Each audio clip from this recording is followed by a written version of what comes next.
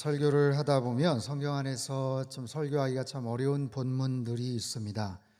해석하기가 난해한 구절이기 때문에 어려운 그런 본문도 있고요. 의미는 굉장히 명쾌한데 실제적인 적용이나 실천하기가 참 어려운 그런 본문도 있죠.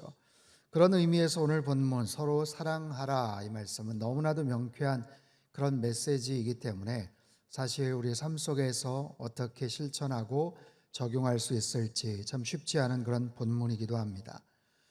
요한복음 13장을 시작하면서 예수님께서는 자기 사람을 사랑하시되 끝까지 사랑하셨다. 그런 말씀이 나오죠. 제자들의 발을 다 씻어 주셨고요. 또 지난주 가룟 유다의 배신으로 인해서 힘들어하시고 안타까워하시는 장면도 우리가 살펴봤어요.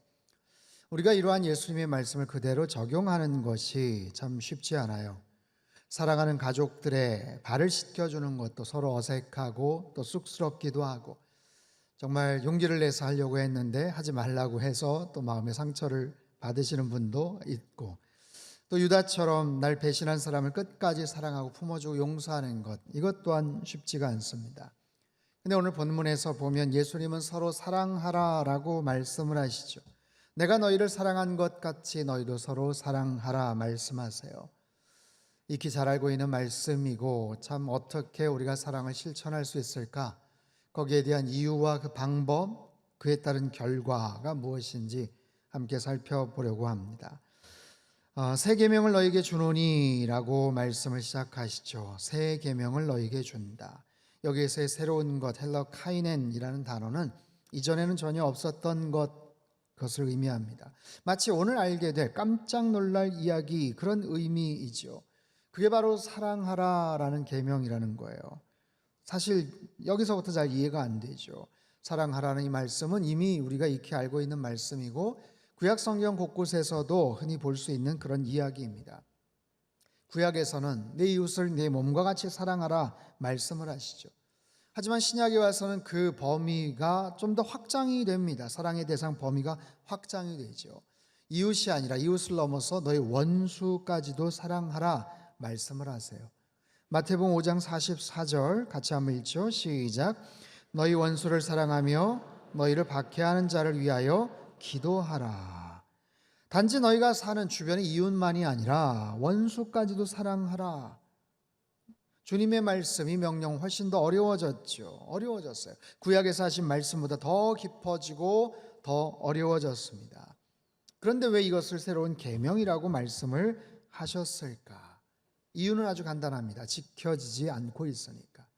이미 알고는 있지만 잘 실행하고 있지 않으니까. 서로 사랑하지 않으니까. 그래서 새로운 마음으로 지키라. 마치 최근에 알게 된 말씀인 것처럼 그렇게 알고 이 사랑을 실천하라 라고 말씀하세요. 본문의 저자인 사도 요한은 유일하게 순교를 당하지 않은 그런 제자로 알려져 있습니다. AD 80년, 90년대까지 생존해 있었죠. 반모섬에 끌려가서 모진 고통을 또 어려움을 당했던 유배되었다 풀려나온 그 고령의 사도 요한에게 제자들 그 공동체가 있었어요. 그들에게 언제나 천천히 떠듬거리는 목소리로 말씀을 전하곤 했죠. 항상 같은 내용입니다. 서로 사랑하라. 소자들아 서로 사랑하라. 늘 같은 말씀만 하니까 한 번은 제자들이 선생님 오늘은 좀 다른 말씀을 좀 전해주시죠. 그럴까 하시며 다른 본문을 읽더니 그러므로 형제들아 서로 사랑하라. 소자들아 서로 사랑하라. 사랑은 사랑으로서 지켜지기 전까지는 언제나 새로운 계명입니다. 본문 안에 서로 사랑하라 2번이나 반복해서 말씀을 하세요. 야 너희들 왜 사랑하지 않냐? 내가 얼마나 강조하고 있는데 이게 뭐가 어렵다고 그렇게 안 하냐? 이러시지 않아요. 예수님도 아십니다. 사랑을 실천한다는 것이 얼마나 어려운 일인지 힘들다는 것 알고 계세요. 참 힘들죠. 2가지 이유 때문에 어렵습니다. 첫 번째는 우리는 사랑이 그 대상에 따라 너무 크게 달라져요. 여러분 우리가 사랑할 때 누구를 사랑합니까? 사랑할 만한 대상을 골라서 사랑합니다. 사랑하고 싶은 대상, 사랑할 만한 대상에게 사랑을 주는 게 뭐가 어렵습니까? 눈에 넣어도 아프지 않을 손주들 사랑하는 게 뭐가 어렵습니까? 한참 썸을 타다가 막 사랑을 시작한 연인들끼리의 사랑, 그게 뭐가 어렵습니까? 그런데 그 넘치는 솟구치는 사랑이 대상만 바뀌면 그 사랑이 싹 들어간다는 거예요. 나오지 않아요. 두 번째 이유는요, 우리의 사랑을 자기 방식대로만 고집하기 때문에 어렵습니다. 사랑은 하되 내 방식대로만 사랑해요. 상대방이 무엇을 원하는지, 어떤 부분에서 마음이 불편한지 어려운지 고려하지 않고 자기 방식대로 사랑하니까 이 사랑이 힘든 거예요. 여러분, 이솝 우화에 나오는 여우와 두루미 이야기를 아시죠? 숲속에 사는 여우가 어느 날 친구가 생겼어요. 두루미를 친구로 사귀고 집으로 어느 날 초대를 합니다. 음식을 장만을 했는데 여우는 접시에다가 음식을 내어줍니다. 두루미로서는 먹기가 참 불편하지요. 나중에 두루미도 여우를 초대했는데 어디에다 음식을 대접해요? 좁은 호리병에다가 음식을 대접합니다. 무슨 의미예요? 각자가 좋아하는 방식, 누구나 사랑할 수 있지만 자기 중심적으로 생각하고 사랑한다는 거예요. 그러다 보니 이 계명이 잘 지켜지지를 않습니다. 참 쉬운 것 같지만 어려운 게 바로 사랑이죠. 왜 쉬워요? 우리에게는 태어나면서부터 내재된 사랑의 감정, 어느 정도의 능력이 있기 때문에 쉽습니다. 왜 어려워요? 누구나 사랑하지만 자기 방식대로 고집하기 때문에 어렵습니다. 새로운 전자기기를 구입을 합니다. 핸드폰이든 컴퓨터든 신제품이 나오면 기본적인 기능과 용량 등을 살펴보죠. 거기에 담겨 있는 기본 사양이라고 합니다.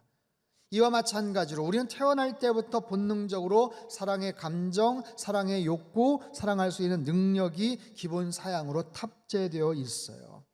그래서 누가 가르치지 않아도, 주입시키지 않아도 사랑할 수 있다라는 거예요. 마치 간염 백신 주사를 맞아 항체를 만들어야 되듯이 병원 가서 우리 아이 지금 사랑 백신 접종할 때 되었어요. 이거 맞으면 이제 얘 사랑할 수 있게 되는 거죠? 그게 아니라는 거예요. 이 사랑은 본래 하나님께서 우리에게 주신 겁니다. 하나님은 사랑이시라. 사랑의 본체가 되시는 그 하나님이 하나님의 형상으로 우리를 지어 주실 때부터 우리 안에 탑재되어 있는, 존재하고 있는 바로 사랑이에요.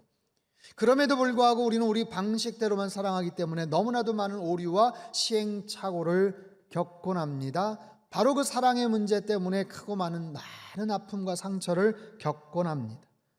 그러다 보니 내 방식대로의 사랑이 아닌 주님께서 기뻐하시는 사랑이 무엇인지를 알아야 되고 또한 그대로 실천해야 되죠. 주님 말씀하세요. 내가 너희를 사랑한 것 같이, 내가 너희를 사랑한 것처럼 사랑해라. 방법을 가르쳐 주셔요. 여러분, 방법을 가르쳐 주신다는 것은 의미가 있어요. 여러분, 사람에게는요 대단한 능력이 하나 있는데 그것은 카피할 줄 아는 능력이에요. 사람은요 좋은 것이든 나쁜 것이든 내 안에 일단 들어오면 그것이 나의 인식이든 눈이든 아니면 학습이든 경험이든 내 안에 일단 그것이 인풋 들어오게 되면 기가 막히게 따라할 수 있는, 모방할 수 있는 능력이 있습니다. 그러다 보니 좋은 모습의 사랑을 자꾸만 보고 경험하고 실천할 수 있어야 돼요. 나쁜 사랑이 아니라, 잘못된 사랑이 아니라, 삐뚤어지고 상처받을 수 있는 사랑이 아니라 좋은 사랑을 자꾸만 우리는 경험하고 우리는 배워야 된다는 거예요. 흔히 알기로 헬라어로 사랑을 네 가지로 분류를 하죠. 에로스의 사랑이 있어요. 남녀 간의 육체적인 사랑입니다. 필리아의 사랑이 있어요. 친구 간의 우정 같은 사랑입니다. 스토르게, 부모와 자식 간의 혈육의 사랑입니다. 오늘 본문에서 말하는 아가페, 무조건적인 신적인 사랑입니다. 가장 초보적이고 쉬운 사랑은 뭘까요? 에로스의 사랑이죠. 누가 가르치지 않아도 할 수 있어요. 필리아의 사랑도 마찬가지입니다. 내가 좋아하는 사람, 내 마음에 드는 친구 골라서, 그래서 가까이 할 수 있는 것, 사랑할 수 있는 것, 뭐가 어렵겠어요? 더 나아가서 스토르게의 사랑, 부모와 자식 간의 사랑이에요. 이거는 관계로 인해서 주어질 수 있는 바로 그런 사랑입니다. 물론 그 사랑에 문제가 생길 수 있어요. 마음이 바뀔 수도 있죠. 야, 이 왼수다, 왼수, 자식이 아니라 왼수다, 뭐 이렇게 말할 수도 있지만 그럼에도 불구하고 그 관계를 어떻게 할 수가 없는 거예요. 태어난 아이가 예쁘고 사랑스럽다 보니 사랑하는 게 아니잖아요. 내 자식이니까 사랑하는 거 아니겠어요? 내 자식이고 손주니까 더 예뻐하고 사랑하는 거 아니겠어요? 정말 남들이 보면, 객관적으로 보면 더 예쁘고 멋진 아이들이 분명히 있지만 그럼에도 내 자식이고 손주니까 훨씬 더 예쁘고 사랑하는 것 아니겠습니까?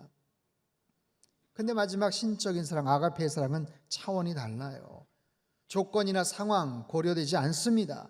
상대방이 내가 좋아할 조건이 하나도 없음에도 사랑할 수 있어야 되는 거예요. 관계요? 마찬가지죠. 좋은 관계가 아니고 우정의 관계, 자식 간의 그런 특별한 관계도 아니에요. 혈육을 넘어서는 완전히 최악의 상황에서도 그 사랑이 그 범위까지도 영역을 넘어설 수 있는 그 사랑. 참고 기다리고 인내하고 포용해 줄 수 있는 그 사랑, 참으로 어려울 수 있는 아가페 이 사랑을 주님께서 오늘 우리에게 말씀하시고 그 사랑을 해야만 한다 말씀하세요. 여러분, 이 사랑은요 마치 채굴되지 않은 광산과도 같아요. 그거 아십니까?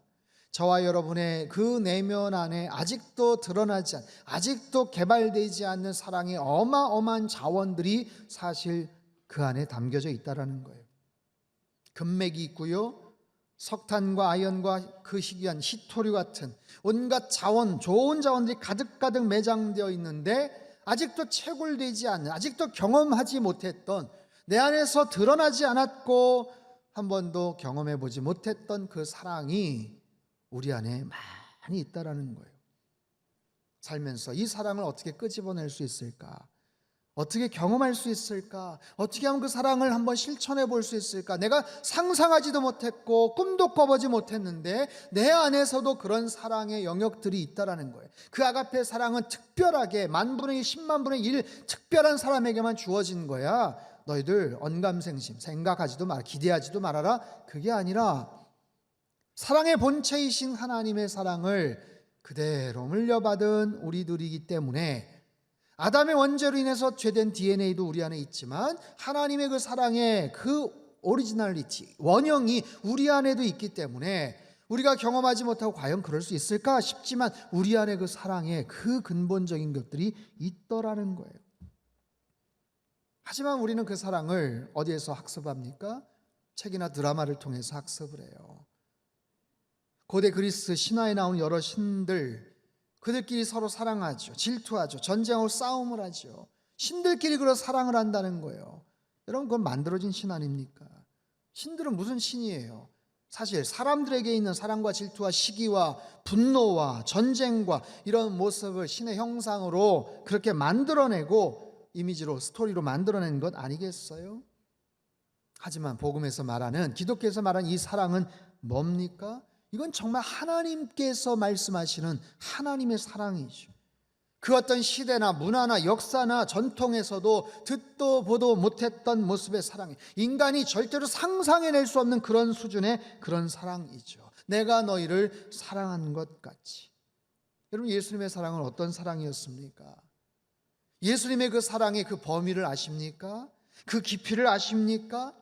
어떤 인간도 다다를 수 없는 그 용서, 누구도 측정할 수 없는, 상상할 수 없는 그런 은혜, 예측할 수 없는 놀라운 사랑의 그 결과, 하나님에 의해서 고안되고 하나님에 의해서 시행된 그 사랑, 신이 인간을 선택을 했어요.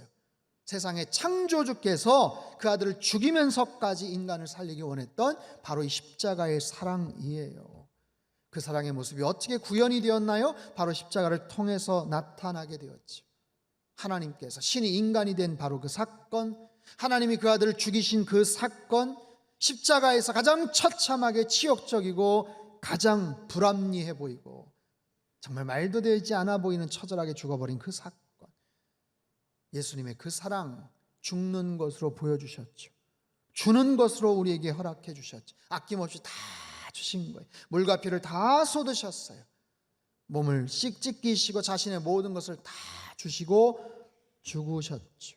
누구를 위해서? 저와 여러분을 위해서.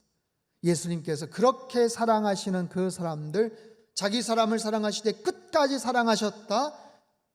하지만 예수님의 그 사랑은 단지 사랑하는 사람이기 때문에 십자가에 달려 죽으신 게 아니고 죄인 되었던 우리들을 위해서 죽으셨을 뿐만 아니라 원수 되었던 우리들을 위해서 찢기시고 상하셨던 그 사랑의 놀라운 그 능력, 죽기까지 사랑하신 그 주님의 그 사랑을 베풀어 주셨고 오늘 우리들에게 말씀하시는 거예요. 내가 너희를 사랑한 것 같이 너희도 서로 사랑하라.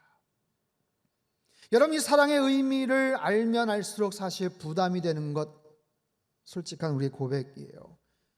기본적으로 그 사랑에 동의하지만 사실 이런 반감이 있어요. 내가 왜 그런 사랑을 해야만 해? 라는 거예요. 내가 왜 그런 부담스러운, 왜 그런, 나에게는 그런 정도의 역량도 없고 그럴 만한 마음도 없는데 내가 왜 그런 사랑을 꼭 해야 돼? 이 질문 앞에 반대로 뒤집어 생각해 보십시오. 그렇다면 나는 왜 그런 사랑을 받아야 돼? 라는 거죠. 내가 하나님의 자녀고 구원받은 주님의 백성이라면 십자가의 그 사랑으로 말미암아 구원받을 수 있는 그 사실에 감격하고 눈물 흘리는 그 고백이 있다면 나는 왜 그 사랑을 받아야 돼? 라고 오히려 반문할 수 있겠죠. 그럼에도 불구하고 이 사랑을 실천한다는 것 대단히 어렵습니다. 참 어렵습니다. 아니, 그런 사랑 하고 싶지 않을 때도 있어요. 그럼에도 오늘 주님께서 말씀하세요. 야, 이런 사랑이 있는데 너 한번 생각해 봐라. 그래서 마음에 한번 좀 끌리면 한번 노력해 보면 어때? 여러분, 그런 의미에서 하신 말씀이 아니에요. 잘 봐서 할 수 있는 사람 한 10%만 해도 어디냐, 뭐 이런 의미가 아니에요. 내가 너희를 사랑한 것 같이 너희도 서로 사랑하라. 이 말씀을 주목해 보면요, must라는 조동사가 함께 사용되어 있어요. 의무와 책임을 나타내는. 이게 뭐냐 하면 단순한 교훈과 바램으로서 서로 사랑할 것을 권면한 것이 아니라 반드시 사랑하라. You must love one another. 서로 사랑해야만 한다. 의무와 강조, 더 나아가서 하나의 명령과도 같은 말씀이에요. 우리의 감정과 의지에서 허용하는 정도에서만 하면 좋고 안 해도 할 수 없지가 아니라, 사랑하고 싶으면 하고 하기 싫으면 말고가 아니라 주님께서 보여주신 것처럼 그 사랑을 해야만 한다라는 거예요. 예수님도 그 십자가를 짊어지시기 싫으셨지만 하나님 말씀 명령에 순종하셨던 것처럼 우리도 그렇게 주님의 명령에 따라야 된다라는 거예요. 이것이 단순한 권유나 제안이 아니라 명령이라면 과연 어떻게 실천할 수 있을까요? 이 명령대로 어떻게 실천할 수 있을까요? 또 그래야 되는 이유는 뭘까요? 여러분, 우리가 도저히 용서할 수 없고 사랑할 수 없는 사람 있죠. 왜 없습니까? 그래서 내 마음이 굳게 닫아져 있고 도저히 사랑하고 싶은 마음도 없지만 주님 말씀하세요. 이것은 명령이다. 그리고 이 명령에 순종할 때 너의 사랑의 능력으로 하라는 게 아니라 그 명령대로 순종하면 하나님의 그 원초적인 사랑을 부어 주시겠다는 말씀이에요.